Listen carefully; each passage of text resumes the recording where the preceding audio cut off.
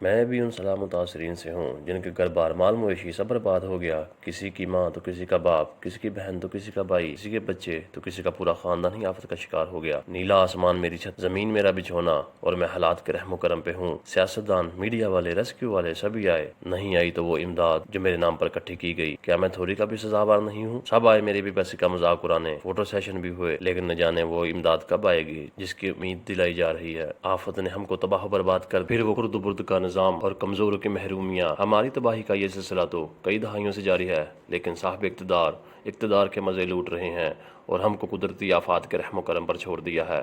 اے اللہ، اگر امداد کے حقدار امداد خرد و برد کرنے والے ہی ہیں تو یہ آفات انہی پر بھیج۔ ہم تو بہت کمزور ہیں، تیرے حضور بھی اور ان دنیا والوں کے لیے بھی۔ وہ تو اپنی چند زمینیں بچانے کے لیے ہم کو ڈبو دیتے ہیں جیسے ہم کوئی کیڑے مکوڑے ہوں۔ ہم بھوک سے، پیاس سے اور بیماریوں سے مر رہے ہیں، کیا وہ ہمارے مرنے کا انتظار کر رہے ہیں؟ اے اللہ، جیسے آپ نے ہم پر یہ آفت بھیجی ہے، کوئی مسیحا بھی بھیج جو ہماری مدد بھی کرے اور آئندہ ایسی تباہی سے بچاؤ کے اقدامات بھی، کیونکہ تیرا عذاب صرف غریبوں کے لیے نہیں۔